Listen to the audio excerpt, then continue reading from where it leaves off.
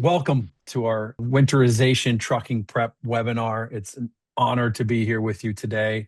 We're going to try to probably take about 30 to 45 minutes to cover some of the content that we have. We really want to just equip our participants and those folks that are out there on the roads with essential knowledge and practical strategies for safe winter trucking operations. My name is Todd Waldron. I'm the Vice President of Carrier Experience here at truckstop.com. Been with the company for about a year, almost going on a year now. Prior to that, I was running an asset-based trucking company. We had about 115 trucks in the refrigerated food and beverage space. And so I did that for about 5.5, 6 years. And I'm based up in the lovely Minnesota frozen tundra. So I am equipped in many ways to be able to talk about this lovely topic of winterization. With me, I have my co-host, Mr. Nate Ivy. Nate? Yeah, my name's Nate Ivy. I've been with Truckstop 7 years. I'm the senior manager of partnerships and alliances here. I've been on both sides, carrier and broker, mostly on the sales side. So I've really seen a lot of these issues, come to fruition throughout the years, and really excited to talk through how we can prevent some of them. Awesome. It's again great for us to be here. We're going to cover a multitude of topics, and we're going to kind of hit them at a high level. We want to provide categories to be aware of, to be thinking about as we prepare for this lovely season that is winter coming. I know up here in Minnesota, we had about the last 2 winters were pretty mild, considerably speaking, but we had a very rainy summer. Which we'll see if that correlates into a snowy winter, and if it's been some pent up snow that's going to be coming and hit us. But we'll see. But our goal is to equip you with some of the high level topics and things to hit, and then want to learn and understand. So one of the polls I'd put out there and want to reiterate now as we have more folks coming in, but put in the chat, what is your biggest winter trucking challenge? That helps us to kind of understand where we might need to dive deeper, whether it's on this or in follow-up conversations or follow-up material, that we might need to dive into certain topics deeper. But as we look at, stepping into winter, there's an average of 5,748,000 motor vehicle accidents each year, and around 22% of that are weather-related, with 73% occurring on wet pavement. Trucks require 20 to 40% more stopping difference or distance than cars. And so there's just a significant amount of challenges that come with road conditions and things like that. There's also this economic impact. There's higher fuel costs, result in a 15% price increase over winter seasons. Detention fees during weather delays can range from $50 to $250 per hour, that add to this impact of what the weather actually does for you as you're driving. And so what we're going to talk about today is everything from equipment to operational planning to communication to just prepare and set up for that context and conversation. So first, everybody's favorite topic, pre-trip inspections. So they're vitally important year round, but there's added levels of scrutiny that we step into from a winter standpoint. And so we want to encourage enhanced inspection checklists for the colder weather. So checking at a deeper level your battery and your electrical systems, coolant levels, and freeze protection, looking at and make sure that you have the acceptable levels of that fluid. We're going to talk about fuel gelling and the importance there and some of the temperatures and things to prepare your fuel systems. We'll talk about that a little bit later. Air brake system moisture checks. So as diesel fuel exhaust, in the winter weathers, the percentage of water that it was within that fuel exhaust increases, as also that collects in like air braking systems and things like that. So this increased moisture and adds to a heightened need to check and understand the impact that weather could have. Tire condition and tread depth, right? This is important in a normal pre-check, but then also is just certainly reiterated when you're dealing with icy conditions, snow conditions, watery conditions. The other thing I like to hit on is snow and ice on top of your trailer. So that can be something that provides this or adds a safety hazard. If you don't see or don't understand what's on your trailer, as you start to drive, what can fly off and hit vehicles behind you.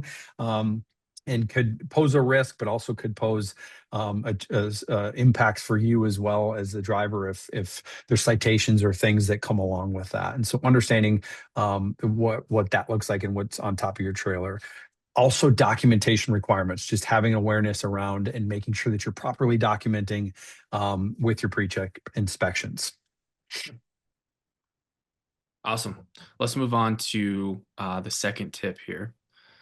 All right. Another topic that probably is everyone's favorite, being sarcastic here, how to build a complete winter emergency kit. Now, I'm a dad, and when I say I'm a dad, I'm the type of dad that has a fanny pack with him at all times when there's kids.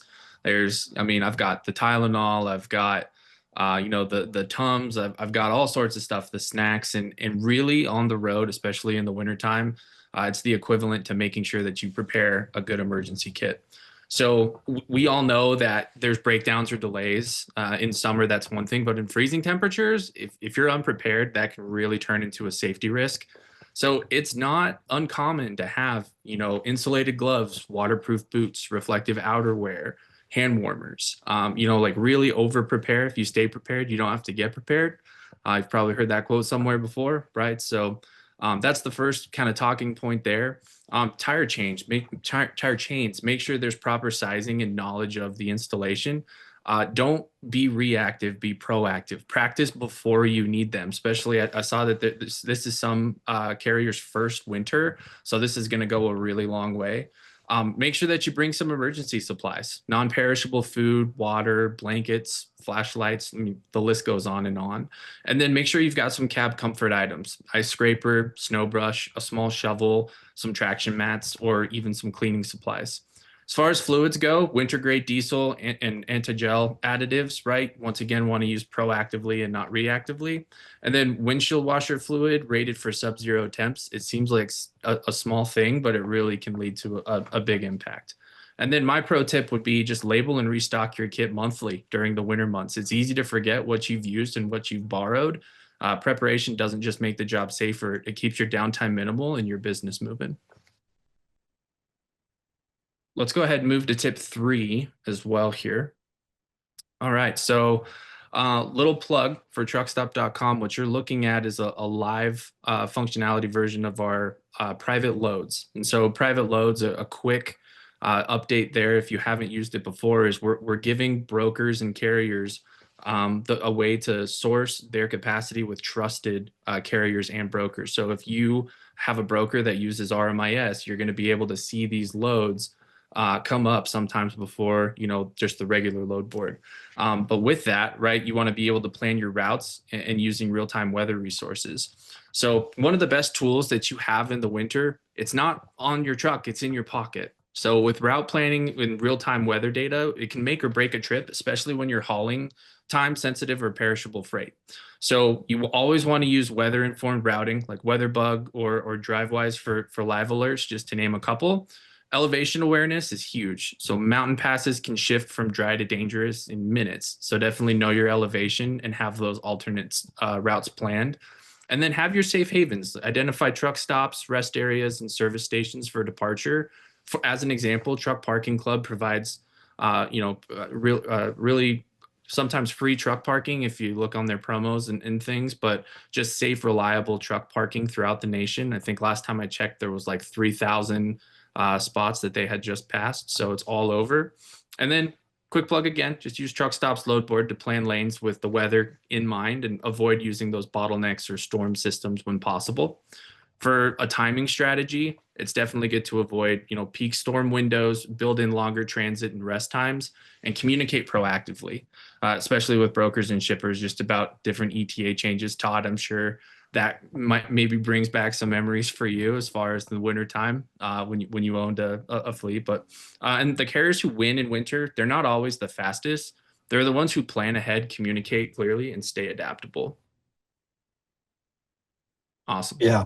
Awesome. Great points, Nate. Thank you. Nice. Yeah. Moving on to tip number 4. So cautious winter driving techniques. This is certainly a variable that again, if you plan your routes properly, you might have some expectation, but you can't always know what the road conditions are going to be. Up here in Minnesota, we have a very elaborate plowing system and network of plows and also salt the roads. But if it snows in a southern state, they're going to have less of a response from getting the roads clear. So it might have snowed earlier, but yet the roads are still certainly impacted. So knowing that and the area that you're going into or will be in, as well as just being mindful that those road conditions could change quickly. I saw one picture from back in the day of a state line between Arkansas and Oklahoma, and I believe it was Oklahoma had plows and Arkansas did not, and you could see the clear barrier of where the roads were clear and open, and the other ones were snow filled. And so from state to state, their plowing abilities might change. Follow the 8-second rule in winter conditions is the recommended, and so deepening your following distance is especially critical, right? It's not always you and the control you have, but also those that are on the road that you don't have control over. So that helps to increase obviously your reaction time if something was to occur in front of you. And then braking and acceleration's best practices. So avoiding sudden movement. So me growing up in driving in the snow in Minnesota, I was certainly more used to how to react in snowy and icy road conditions. And so being aware of that and avoiding sudden movements, braking more slowly, and then avoiding sudden turns or sudden shifts, or rapid turns is certainly going to keep you more stable from a road standpoint or on the road. Understanding black ice. So understand your black ice indicators and what to look for to identify where black ice may have occurred. The other thing I like to recommend or would see is avoid cruise control. That's another thing that can impact how your truck reacts in icy, rainy or snowy conditions. I also like to call out that often the worst accidents happen when the weather's not as bad, because when the weather's in a really bad state, everybody's usually driving more cautious. If I'm driving through a snowstorm, most people are driving more cautiously. But if it's after a snowstorm and things appear to be clear, people are driving at a higher rate of speed. You feel more comfortable. You might be going 50, 60 miles an hour, and you don't recognize the potential icy road conditions and what might occur. So I would just caution you on that is just because you might not be within the snowstorm, still be mindful that the road conditions might not match what you're seeing. Be mindful of tire tread and traction depth. So air contracts approximately 1 to 2 psi per 10-degree Fahrenheit drop. And so understanding your cold PSI, what temperatures you're going to be driving through, and making sure your tires are properly inflated for that. And then also understand, like, what are your tires capabilities and weather restrictions? Do you have winter tires that are more appropriate for snow driving? And are your tires have the acceptable tread for that environment that you're going to be in? Chain installation and usage. So understanding chain laws by state, and what conditions you're going to be in. So different states have different chain laws. Specifically in the mountainous states, you'll have some strict specifics. And so being prepared, knowing again your route ahead of time will help you prepare for that.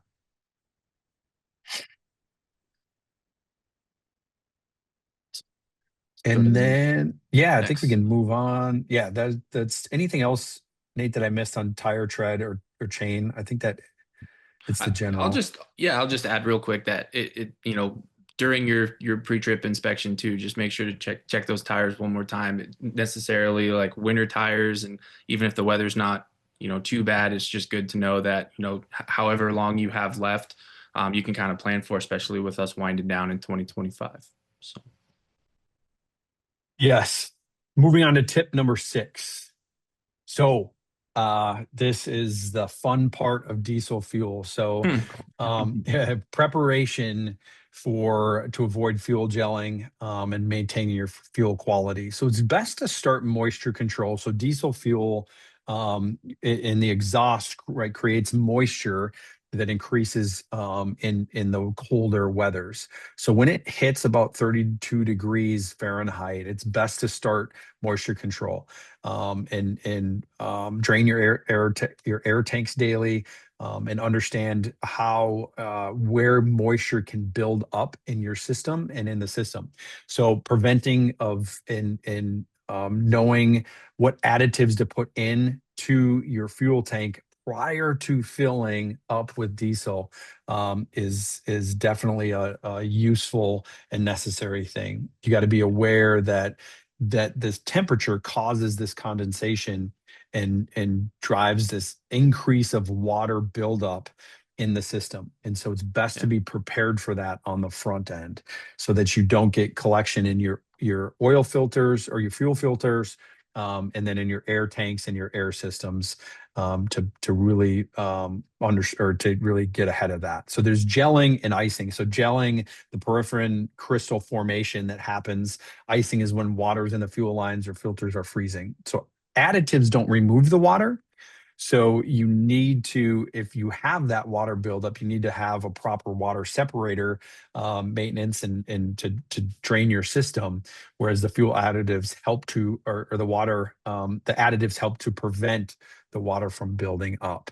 So being aware of that. The other thing is really understanding how you're using and plugging in your engine, your truck. And so if your fleet or your domicile location has plugins to plug your engine in to keep your engine hot, is one, and then or your APU unit running. And so the balance when it gets very cold, that APU unit, if you have a block heater, which a lot of trucks like that we purchased in Minnesota would have a block heater on them, but knowing what your equipment has and what temperatures it's prepared to sit overnight in is a significant preparation thing. So APU units are equipped to then keep the engine temperature at a higher degree. When we ran refrigerated units, that's the other thing to be aware of, is that reefer in units are engines. And so when it got significantly cold, we would just run those reefer units and keep them on at a certain temperature just to keep the engine running. And to keep it to maintain that. I would also stress to know your company's requirements with APU usage versus idleization of the truck. If you're at a truck stop Yeah. overnight and it's very cold, sometimes APU units struggle to keep the cab temperatures at a reasonable level. So understanding what your company allows for engine idle, because engine idle does use significantly more fuel than an APU does, but understanding where they might have the limits and or allowance in severely cold temperatures to maintain your cab and your sleeping temperature at a reasonable level as well. Awesome. Well, now that Todd took us back to science class, I'm gonna go to tip number 7: keep visibility and communication clear. In my opinion, one of the most important, one of the most underrated parts of winter safety is visibility. And I'm not talking about just seeing the road. I'm talking about being seen on the road and staying connected.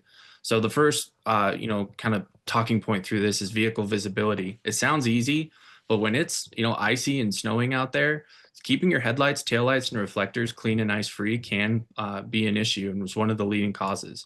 Add reflective tape on trailers and bumpers because visibility does save lives, especially in those low contrast conditions. For cab maintenance, make sure to check your mirrors and window defrosters daily, and then have some communication protocols in place. Do regular check-ins with dispatchers or brokers or even loved ones, especially on your more remote routes. Use your hand-free devices and text-free policies for safety, and then keep a backup contact, in emergency channels like CB or any fleet apps. And then make sure to check for those weather updates too. Weather can be unexpected. So to refresh your weather data throughout the day, conditions can change very, very quickly. Visibility and communication go hand in hand, but if you can't be seen or be seen, you can't be safe. Yep. Absolutely. And carrying that forward, the communication clear is huge as we prepare for extended winter related delays, right? And we see a variety of things that can impact our ability to move a shipment from point A to point B. Traffic being one, and then traffic due to extreme weather conditions, as well as other things that might occur, right? So being aware of and preparing for shutdown procedures in extreme cold. I talked about the APU unit and the idling considerations, also regulations in different states. What are your APU? What's your APU options and available equipment that you have to also support in that? And then also being aware of your own comfort and safety during delays. So are you prepared? Nate mentioned the preparation kit. What's your layered clothing clothing strategies? Nutrition, hydration, food, and water in the event of a shutdown, and just being aware of what that looks like. Some of the other things I would touch on: be aware when you're backing into docks to check for, have they been plowed properly? Are you able to get safely in as well as back out of the dock if the dock's at an incline? Yeah. Something that happens, especially like in states like Minnesota, is if a dock's not been properly plowed, may be difficult to get in and out of and not safe. Know your limits, and communicate that. So some operations folks may force you, depending if you're a part of a fleet or you're an owner operator, but some operations folks or shippers may pressure you. They're not necessarily in the same location you are, so they don't know what you're experiencing. So they may try to pressure you into doing things that you don't feel comfortable with.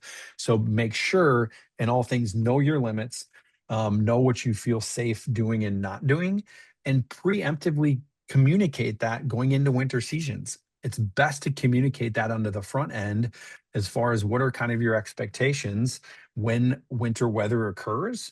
What are you comfortable driving in versus what are you not? So that they're aware of that on the front end. From an operations perspective, there's a variety of a spectrum of what drivers are comfortable with. So know that operations people might get varying levels of comfort from different folks. And so they're always struggling to understand that if someone says they can't drive anymore, some people might just say that because they don't want to drive right now.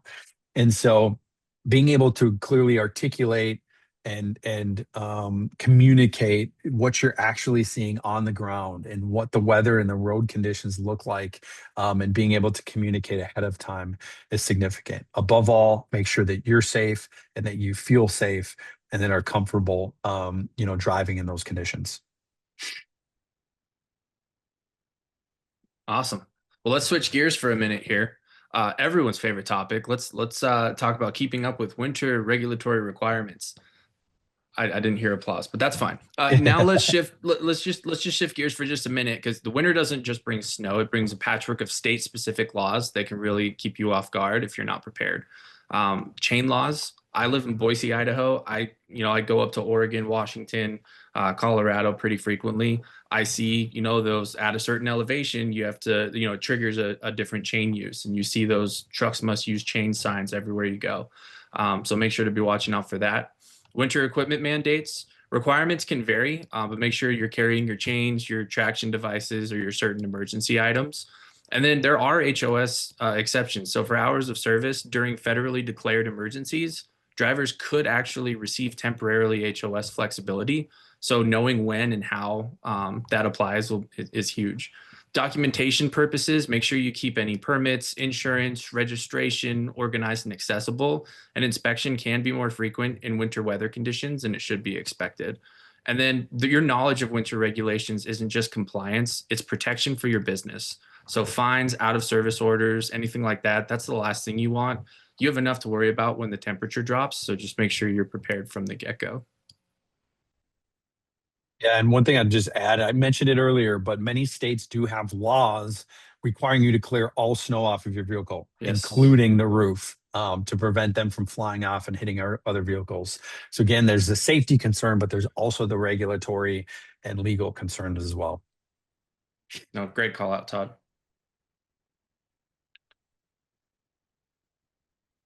So tip number 10, leveraging technology and supporting and your support networks. So there's multiple digital tools for your winter success. So whether it's weather radar, forecasting apps, I've used an app that's a route planning weather related app that you can put in your origin and your destination. You can see the weather along your trip when you're going to be at a particular location along your trip.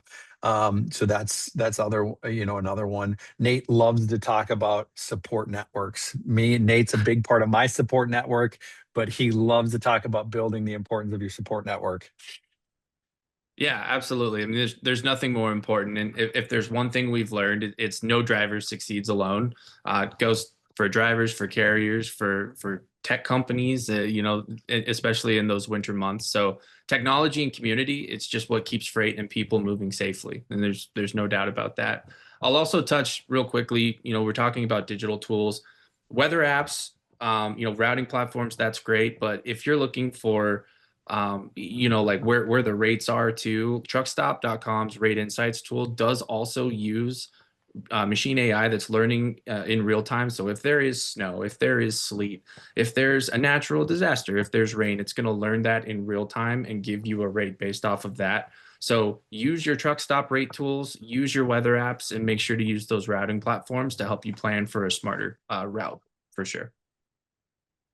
Absolutely. As far as driver networks go, just continue to connect with those peers for any route tips, road closures, or rest stop conditions. But yeah, Todd, I mean, like you said, there's nothing more important than a good network. Yep. Definitely. Feel free to put, we might have a few extra minutes here. Feel free to put any questions you might have in the Q&A. We'll do our best to answer them. But we'll kind of, start to wrap up and close out the presentation here. But I want to call out as we do that to go ahead and throw questions in. But again, key takeaways: safety first mentality. Know your limits, make sure that you feel safe and are communicating ahead of time what conditions and or situations you might not feel safe driving in. Know your geographic locations, where you have to go and what states you have to go through. Preparation prevents problems. So being prepared ahead of time and understanding what you might run into is significant. Technology as your ally. So again, technology can be used as your ally and can support you in this preparation and understanding more from that perspective. Yeah, if while we're maybe going to get some questions, I was going through the webinar chat, and there's a lot that, like, I think it's Sean or maybe it's Cian. I apologize, but just beginning road conditions is the biggest one. That's a good call out, and that's one that was very prevalent when we were looking at, like, how to put this together. Road conditions, that's something that everyone deals with. It's going to continue to be an issue. We're going to continue to try to help with ways to prepare you. Essence says, this will be my first winter. I've been driving for almost 6 months. First of all, congratulations on getting your new authority, Essence. Thank you for being here. If you guys have any questions whatsoever, Todd or I will be more than happy to reach out after this. We can send you, some links, some different tools to be able to help with some of this. And then Essence, I hope you're using the brokers that work with New Authority tool that truckstop.com has to find those brokers, because it's a game changer. Rafat says, new to this business, less than a year. Congratulations again on getting your authority, Rafat. Let us know if we can help in any way. And then Angie says, finding winter work in general, they're in the Midwest Chicagoland area and have never been able to find work, and they've been in business since 2020. They're material dumping and hauling and not over the road. So our situation may be just a bit different than OTR drivers. Yes, definitely a little bit different. Todd or I can reach out and kind of go into that in more detail for sure. Angie, appreciate the message here.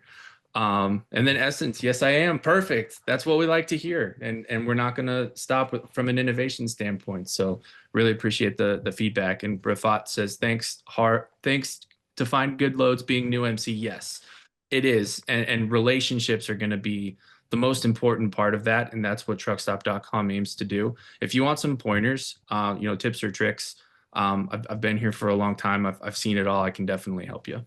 So. Yep. Absolutely. My email address is Todd Waldron, no dot, Todd Waldron at truckstop.com. Truckstop.com is another great support resource. You see our social media handles up there.